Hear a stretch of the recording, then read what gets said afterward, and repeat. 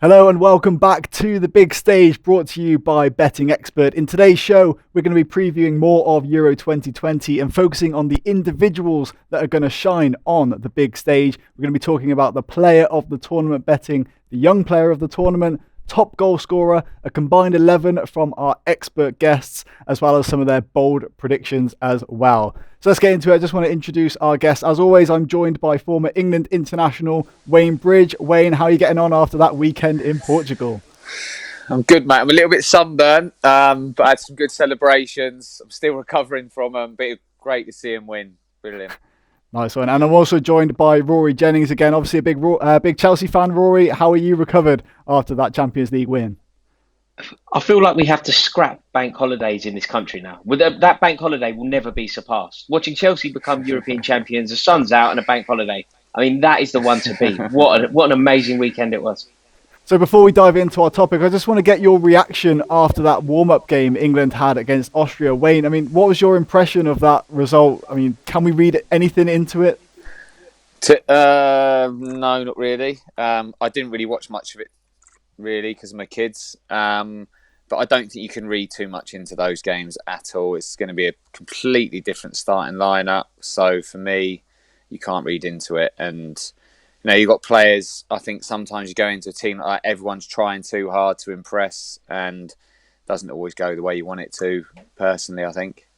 Now, obviously, we'll get to this with Rory as well, a bit more in depth when it gets to his combined 11. But Trent Alexander-Arnold, potential injury. I mean, how big an impact will that have on England, Rory?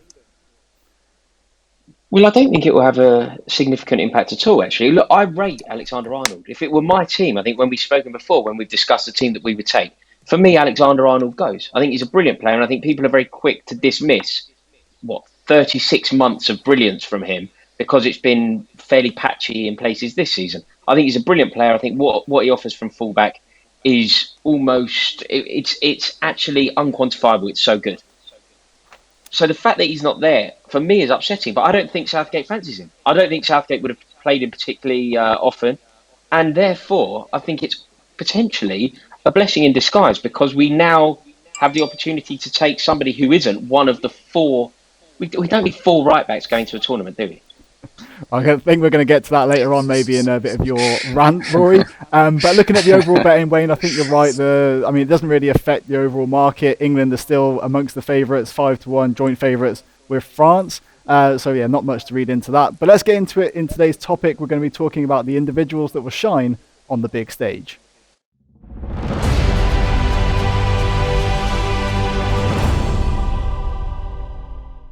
So the first market we're going to talk about is the player of the tournament. Here you can see the favourites in that market. Now this has been won in the past by the likes of Zinedine Zidane, Andres Iniesta, Xavi, as well as Antoine Griezmann last time out at Euro 2016. He was the top goal scorer at that time, but he was actually the first player to feature or to win that award that wasn't part of the winning nation. I just want to hand it over to Wayne. Your prediction, is there any really one man that can stand out for you in this market? I wouldn't say there's one, no, but I have gone for Kante. I predicted France to look at the odds on that as well. I did predict France to get to the final of England, so but I had to go with him. Seeing him at the weekend against City and what he does week in, week out, he's such a great player. It's one of a kind, and I think if he stays fit, he's got every chance of being player of the tournament. Look, like you said, Mbappe, I think did he get Young Player of the Year at World Cup? He's only gone better. So, yeah. Ronaldo could be his last Euro, so he's going to want to go out with a bang. But I've just been so impressed with Kante and the way he's been playing. He doesn't seem to have a bad game or a bad moment in a game. I mean, a few weeks ago, actually, he was out at 100-1. So you mentioned the odds there. He's come in since, I think, the performance in the Champions League final and obviously all the way through the knockout stage of the Champions League, he's been that good. I mean, do you think he's now a part of that debate as the greatest ever in that position? Obviously, Makelele's up there, talking about Vieira. In your view? Get your bets on before he goes down even lower. Do you know what? Look, I've played with Maka, the Makelele role they call it. He was brilliant at it. I just think Kante just seems to get up more, get up and down that pitch, get around the pitch a little bit more. Maka was great at just sitting, but I think with Kante, he's just always around the pitch, always, just stepping in at the right time. Maka was great at it. But yeah, Kante for me, just the energy that he's got is just massive. I mean, maybe just hand it over to Rory as well. Your view on N'Golo Kante as a shout for so but do you know what? I'm listening there. It's amazing, isn't it, to listen to Wayne talking, and then all of a sudden say, "Oh, I used to play with Makelele, so I'm very well versed on what he used to do for a team." It's brilliant to hear it firsthand like that. For me, I think N'Golo Kante has to be one of the best to have ever played the game in that position, because I don't think there's a flaw to his game. He's the smallest player on the pitch in Porto. He won more headers than anyone else. I know that's a very small example, but I think it's a microcosm of the player that he is. He's won more headers than Ruben Diaz, the smallest player on the pitch. He's won more headers than him.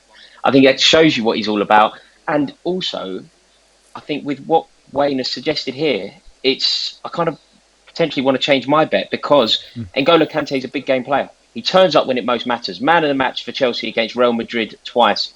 Man of the match in the final in Porto. That's what you want, isn't it? A player that turns up when it really matters. And I've gone for Ronaldo here, but I'm beginning to think N'Golo Kante is a really good shout, especially at that price. Well, there you go. We talked you into that one. The one actually, little thing I wanted to ask you, Wayne, as well. Part of Kante's game is obviously, like you mentioned, going up and down. I mean, how much was the fitness back when you were playing? How much did you actually keep an eye on, how far people were going, all those kind of stats and all that data that comes into the game at the moment? I think sometimes it depends what team you're in. For instance, at Southampton, I was always, as a team, we were really high up in the running stats, probably because we never had the ball a lot and we were running after it, but we worked a lot on our fitness because, that was part of our game. We could carry on, get it in behind, keep running and just keep up. But with the likes of Chelsea, if you keep the ball a lot, you don't need to run as much. It was obviously part of my game, wanted to get up and down the wing a lot, and I like to join in with attacks as well as defend. But yeah, I just think it won't be looked at a lot in those big teams, especially when you can keep the ball a lot. Yeah, fair enough. I think we can move on. I mean, my prediction for player of the tournament is actually Kylian Mbappe. He is amongst the favourites, I think. Yeah, I mean, if you've got a player like Kante in behind you, basically pulling the strings, doing all the dirty work, he's going to make him shine even more. So I think that's just my best bet. I know he is amongst the favourites as sort of an easier one. I do feel like he will shine on the big stage. And now we're going to move on to young player of the tournament. And this is actually an award that England's Jude Bellingham is still going to be eligible for in the next 5 years, which is pretty crazy to think about. You need to be 22 at the tournament when it starts to be able to be eligible for this one. In amongst the favourites, we've got Phil Foden at 5-1, Mason Mount as well. But yeah, last time it was Renato Sanchez for Portugal. But Wayne, what do you think? Who's going to be the standout of the young players at the tournament? I've said it already, so I can't go back. I said Phil Foden. So I can't go back on that. But I say Mason Mount is just, I say it all the time, impresses me every game, every single game. He's a big player. He just gives you everything. I just love him. Do you know what I mean? And I could be swayed into changing my mind and picking him over Foden. The way he performed in the final the other night, he's just brilliant. I love him, man. Chelsea is so lucky to have him. Yeah, I think over to Rory as well. You've got a bit of a left field pick, in my opinion. I'm actually going to hand it over to you to actually pronounce his name. I'm struggling myself. I feel kind of obliged to think slightly out of the box because I'm getting a lot of stick for my unilateral, partisan, almost aggressive support of Mason Mount. Whatever I'm asked to do, Mason Mount, whatever the question, Mason Mount seems to be my answer. So I thought I'd better try and be a little bit more left field and a little bit more cryptic with it.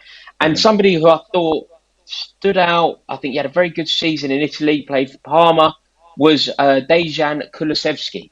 I think that he could have a good year for Sweden. I think the Swedes could be a surprise package. And if they get it right, he needs to have a very good tournament. Oh yeah, 33-1, a very good outside bet there as well from Rory. I think we can move on now to the top goal scorer of the tournament as well. Again, a market led by England's Harry Kane. You got Romelu Lukaku up there as well.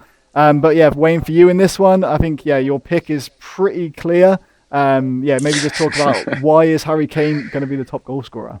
I have already picked him. He's impressed me from day one when he started playing football. Just people have always doubted him, and he's just always scored goals.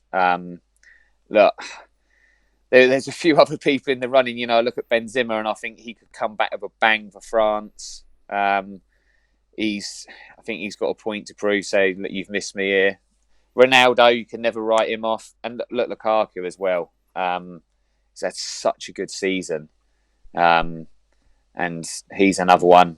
But I've just gone for Kane. I just don't know if it's because I'm English and I love him. I think he's brilliant, and I was hoping he was going to come to Chelsea. You never know, but I love him, man. He's got everything as a player, and he's just a goal scorer. He scores goals, all types of goals. I think I was actually watching one of your latest videos, Rory. You mentioned you're a bit disappointed in Harry Kane in the warm-up game against Austria. Can you maybe just elaborate on that? Look, I think that Harry Kane is a truly wonderful, mesmerising football player. And I'm with Wayne. I would love him to sign for Chelsea. Absolutely love it. For so many reasons as well. But I think that it may not even be his fault. But there were opportunities yesterday night when I think England were in very advanced positions and there was nobody in the box. Harry Kane has a tendency to drop deep, which is great. It creates space for others. He can dictate the play. But ultimately, he is a centre forward and we need him in the box. He's an elite level finisher. We need him scoring goals. And England looked fairly out of ideas when we had opportunities to cross it in. And there were literally nobody in the box. So I just want Kane to play that centre forward role and start pinging them in, really. So obviously, we'll get to your pick then, Rory, for top goal scorer. It's big name, obviously. It's something that I actually disagree with, but I'll take it over to you.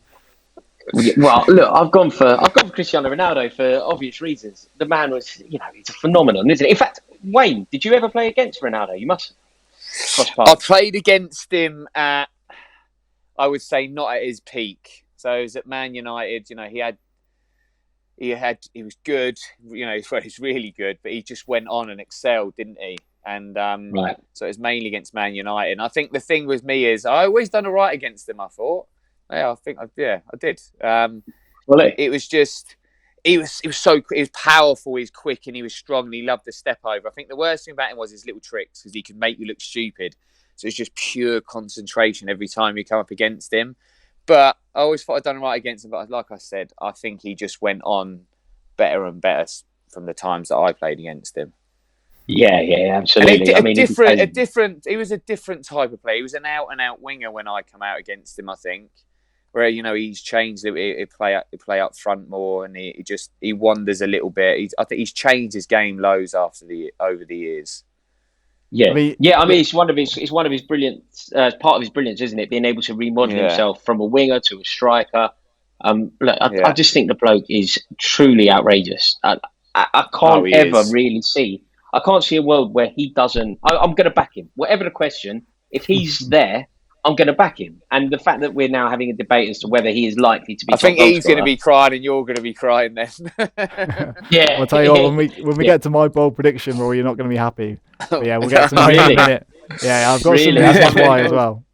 Joe, if you're about to do something wild here and write Ronaldo off, I'm desperately looking forward to seeing this, because this has got a wager in it, between us. You got egg on your face in a few shows' time, I'm sure. I'm happy to say that. You can't write him off. You can't. Yeah.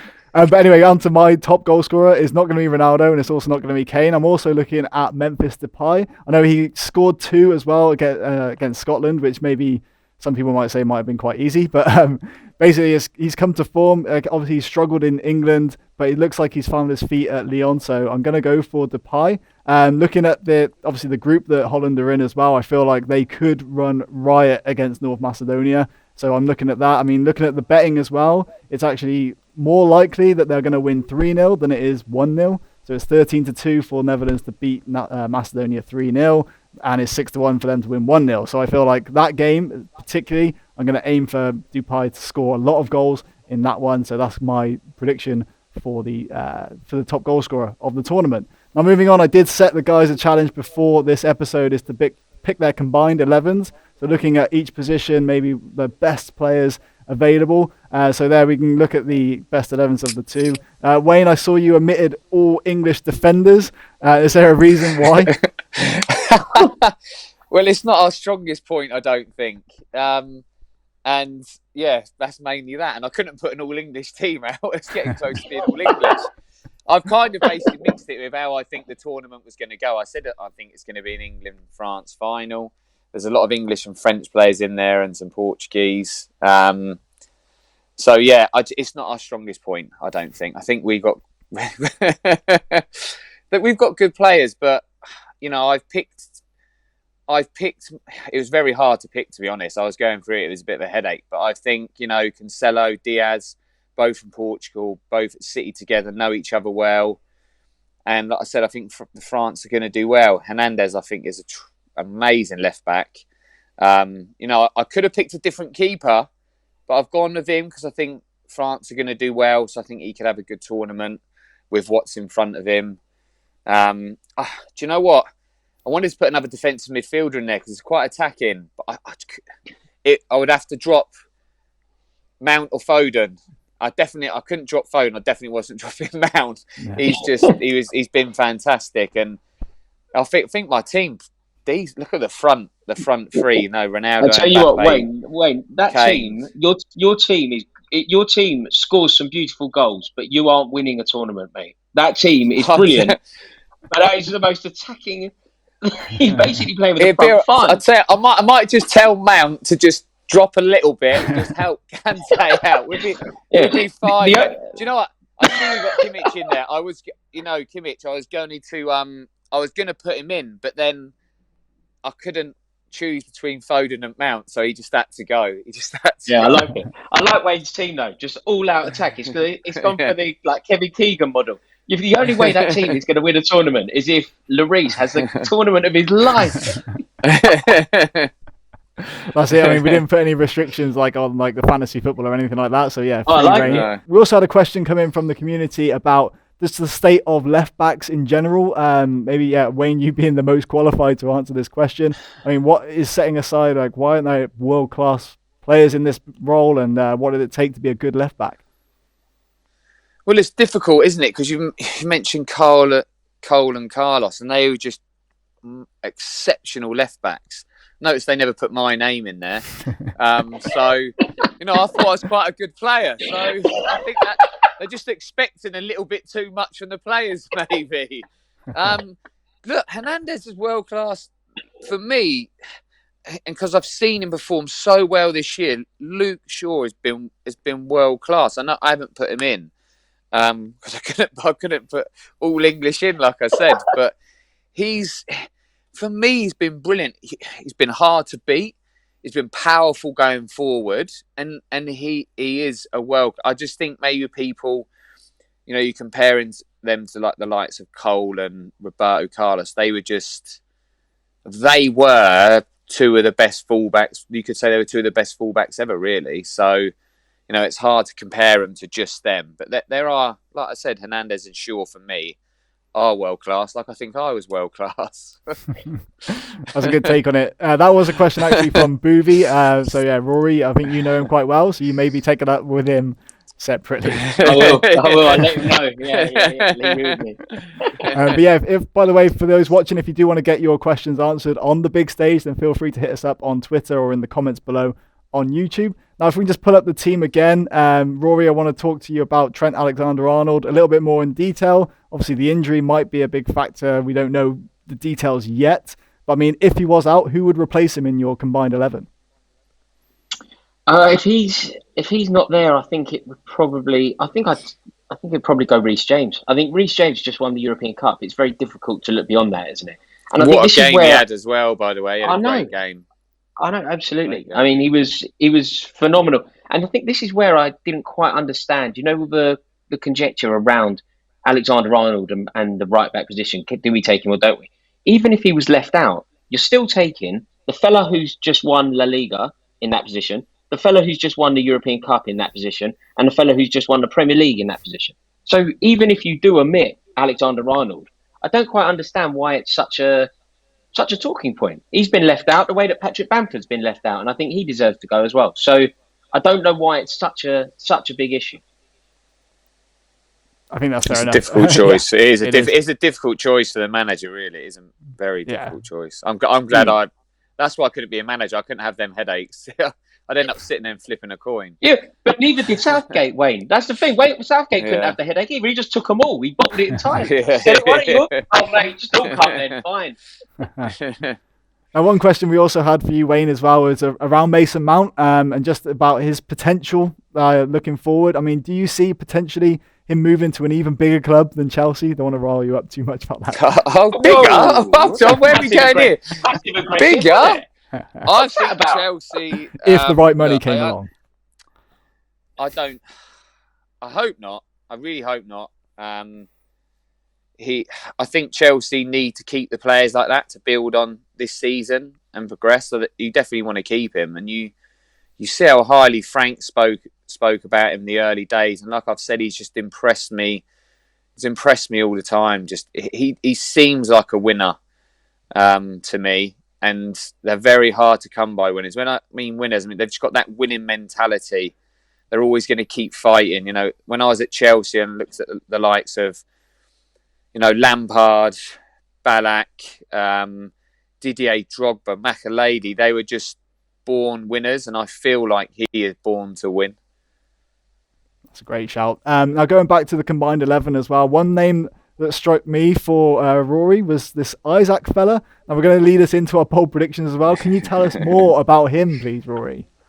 Well, it's my suggestion that he's going to have a really good tournament. So it felt slightly disingenuous of me to leave him out of my combined 11 if I'm backing him to have such a good tournament. He's had a really good season at Sociedad. He's a delightful player on the eye. And if my prediction about Sweden comes true, he will be in and amongst the goals. So I think that there's real potential for him. I think the Swedes have a group that they're going to get out of as well. Some opportunities for him to find the back of the net a fair few times. So I back him. I think he's a really good footballer. Got a massive future ahead of him. Surprised you never had Bruno Fernandes in there. You were ranting and raving about him the other day. You loved him as a player. Yeah, I do really like him, but it was just so difficult to accommodate him considering the players that were available. But yeah, look, Fernandes, I had him on my shortlist. Is class. Yeah, he was in my shortlist. Oh yeah, if it was a squad, he's in. If it was a squad, he's in. But I also do you know what else? Because I like Italy, I had to have an Italian presence in there. So I went Locatelli just because I think their midfield's really good. Like Verratti's an option for Italy. Obviously, I'm not a big fan of his massively, but Jorginho's part of that squad as well. So I think he could have a big tournament as well, Locatelli. Yeah, obviously a massive name. I think we both stated De Bruyne as well. Obviously, he's been what a player, but you don't know how he's going to. That injury though, isn't it? That he's had as well. You don't know what's going to happen with it, really. I think do you know on that one? Oh, go on, Rory. Yeah, do you mind if I just ask Wayne for my own interest? Sorry. Do you think that Rudiger, was that a complete accident? Do you think that kind of thing happens on the pitch? Is there a world in which Rudiger has thought, okay, De Bruyne is a real threat. This is a European Cup final. If a collision happens, might not be the end of the world. Oh, look, it goes on in football. Do you know what I mean? You don't mind leaving a bit on someone. I don't think you can get away with it as much these days. I haven't actually seen it back since I got back. So obviously I was watching it and didn't see the replay. And I was still celebrating for 2 or 3 days afterwards, to be honest. So I haven't seen it back on replay at all. I don't know. So I'd have to watch it again. Obviously I was there and just see it the once. But yeah, it happens, I think you can tell as a player, and maybe you can tell by looking at it, you can kind of tell sometimes if he's gone to leave a little bit on him, I think. I tell you what, this actually leads me on very nicely to my bold prediction, because it is going to go against your prediction, Rory, of the top goal scorer. And I'm going to go for a bold prediction that Cristiano Ronaldo will not score a goal at Euro 2020. Now, hear me out. I've got some reasoning why.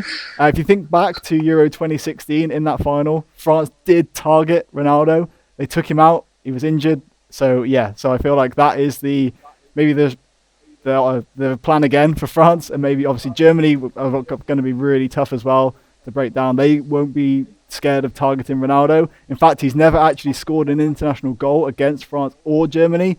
Obviously, Hungary, he probably could do quite well against. But if you also look at the betting odds at the moment, he's 10 to 11 on to actually score at any time. But that implies that 50% of the time or thereabouts, he doesn't score.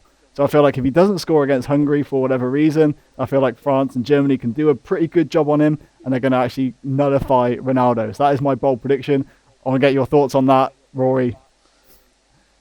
I mean, that's as bold as it gets. Didn't he score a hat-trick in the first game against Spain in the last tournament? Did indeed, yeah. I think that your bold prediction is going to be over in the first half of game one. I genuinely do. I think that. What's the odds? What's the odds though? Well, there aren't any odds at the moment, not that I have found. No but odds.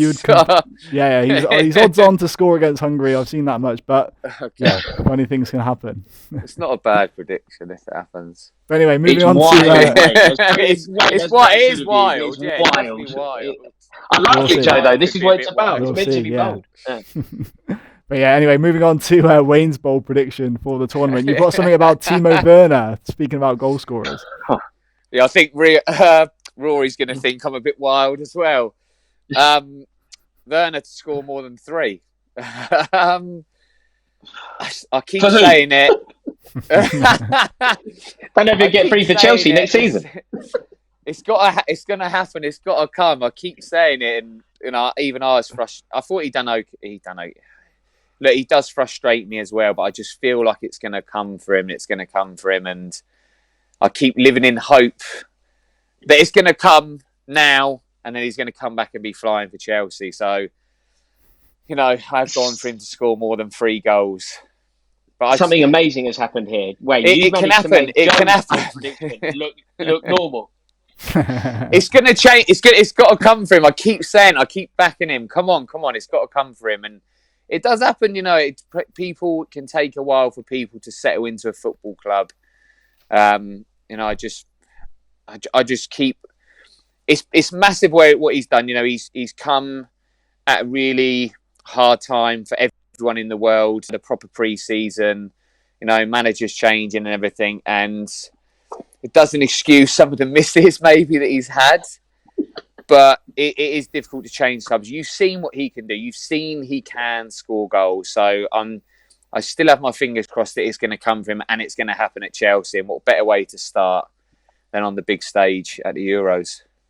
Perfect. Great way to sum it up. Wayne, I know you need to get going, so we're going to actually say goodbye to you right now. But be sure to check in next week, because we will go more in-depth into those individual games, look at the actual odds on these players to score, maybe Timo Werner to score a hat-trick in the opening game. We'll get to that as well. But Wayne, thanks a lot for your time, and see you next week. Cheers. Thanks a lot, guys. Bye. And moving on, we're going to go over to Rory. I'm going to hand the stage to you. You've got a bit of a rant and something you want to get off your chest.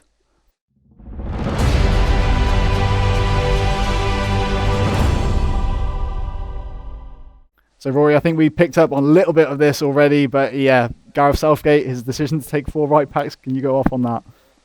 Do you know what, Joe? It's becoming very difficult for me, particularly in the context of this show, because a couple of weeks ago when we were first having this conversation, what I begged and implored both you and everybody watching this to do was to fully back Gareth Southgate. There is no need to slander Gareth Southgate now. Whatever you think about him, whether he's the right man for the job, he is the man in the job and therefore deserves our total, full support. He's making that very difficult for me. I want to be a man of my word. I want to stand true to what I said on show 1, I believe. But it's becoming very difficult because I think taking 4 right backs, he has totally shirked any responsibility, and it feels fairly cowardly to me. The reason he's taken 4 is because he doesn't fancy Trent. He clearly doesn't fancy Trent. I think that's nonsense. I back Trent. I think he's a very good player and offers something different, and has recently won both the league and the European Cup. So I think he offers something and should have gone. But if Gareth Southgate doesn't fancy him, he should stand true to that belief and not take him, and not pander to the press and pander to society. There is no way that if Gareth Southgate is picking his dream team, that Trent Alexander-Arnold is anywhere near it. And therefore he should have had the conviction in his belief to leave him at home. The fact that he has taken him at the expense A fourth right back is at the expense of somebody in the midfield or somebody up front. The person in the midfield, there are two players who I think genuinely should have gone over Trent Alexander-Arnold under Gareth Southgate. Jack Grealish is the most fouled footballer in the world. Nobody in the whole entire world plays football, is kicked and fouled and wins more free kicks than Jack Grealish. In James Ward-Prowse, we have one of the most deadly specialist free kick takers. 2 and 2 makes a Christmas cake. You've got someone winning free kicks. You could have James Ward-Prowse there to help the delivery, to help all of the set pieces. It makes complete sense to have him in and around that team. Jesse Lingard arrived at West Ham United, totally elevated that club. He's a proven winner. He's won FA Cups for Manchester United in the way that Norman Whiteside has. Both of those players were omitted from the team to accommodate a fourth right back who Gareth Southgate doesn't even fancy. I'm sorry to go back on what I said in game week 1, but to me, it feels like utter nonsense. Wow, are we trying to leave on a positive note? At least England are still favourites. We are still favourites. But yeah, Rory, I feel like I agree as well. I mean, why take 4 when you could have taken someone else? But anyway, we'll leave it there. Be sure to check in next week for another exclusive rant from Rory. But Rory, thanks for your time on today's show. We'll see you again next week. And moving on, we are going to break on into our community section here on Betting Expert. We've got a big announcement to make around a competition that you can enter for free.